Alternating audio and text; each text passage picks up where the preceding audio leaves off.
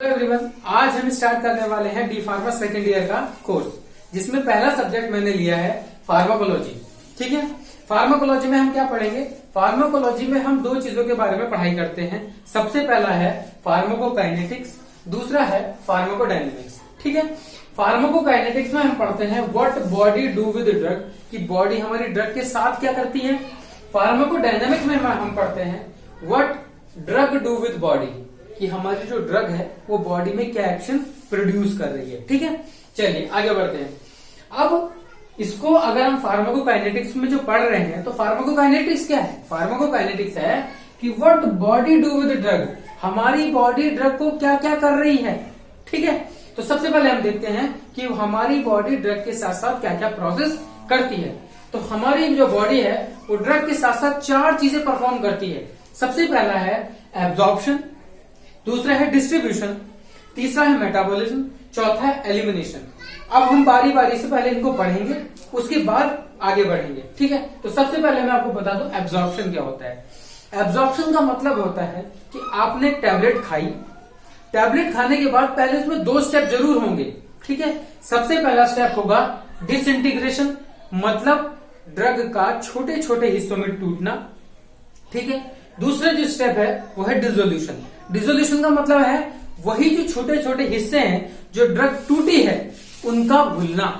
मतलब पहले हमारी ड्रग टूटेगी, उसके बाद घुलेगी। ठीक है, पहले हमारी ड्रग टूटी, उसके बाद घुली, तब वो जाके कहीं क्या होगी?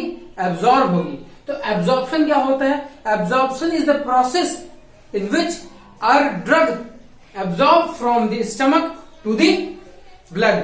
हमारी बॉडी में ड्रग क्या हो रही है? स्टमक से ब्लड में पहुंच रही है एब्जॉर्प्शन के द्वारा। ठीक है, तो हमारा एब्जॉर्प्शन क्या हुआ? स्टमक से ब्लड में पहुंचना दवाई का, कॉल्ड एब्जॉर्प्शन। ठीक है, नेक्स्ट स्टेप है डिस्ट्रीब्यूशन। डिस्ट्रीब्यूशन में क्या होता है कि जो हमारा ब्लड है वो हमारी पूरी बॉडी में रोटेट करता है। तो हमारी ब्लड है बॉडी में रोटेट कर रहा है, उसी में दवाई है, तो दवाई भी पूरी बॉडी में रोटेट करेगी, तो वो हमारे टारगेट ऑर्गन तक उस दवाई को लेके जाएगा। ठीक है, तो ब्लड का टारगेट ऑर्गन तक दवाई को पहुंचाना इज कॉल्ड डिस्ट्रीब्यूशन। डिस्ट्रीब्यूशन का मतलब हमारी दवाई टारगेट ऑर्गन तक ब्लड के द्वारा पहुंचाई जाना, डिस्ट्रीब्यूशन। ठीक है, तीसरा स्टेप जो है वो तीसरा स्टेप आएगा हमारा यहां। ठीक है, तीसरा स्टेप आएगा हमारा फार्माकोडायनेमिक्स। मतलब जैसे ही हमारी बॉडी में जो ड्रग है वो टारगेट ऑर्गन तक तो पहुंच गई, लेकिन उसके बाद उसे क्या हुआ? उसने अपना एक्शन भी तो करना है।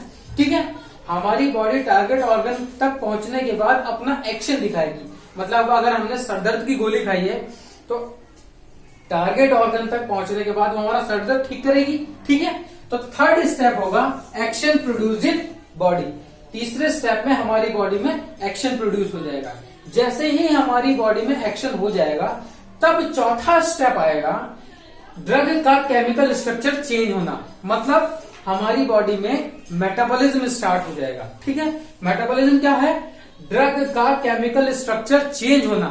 जब तक बॉडी में ड्रग का केमिकल स्ट्रक्चर चेंज नहीं होगा वो अपना काम करना बंद नहीं करेगी, जिससे टॉक्सिसिटी हो सकती है। ठीक है, तो उसको जैसे ही इसका काम कंप्लीट हो जाएगा, एक्शन कंप्लीट हो जाएगा, वो हमारी बॉडी क्या करेगी? उसका मेटाबॉलिज्म करना शुरू कर देगी, ड्रग का केमिकल स्ट्रक्चर चेंज कर देगी। चेंज कैसे करेगी? By increasing polarity. उसकी केमिकल स्ट्रक्चर की जो पोलैरिटी है वो चेंज कर देगी। ठीक है, उसको हम आगे पढ़ते रहेंगे।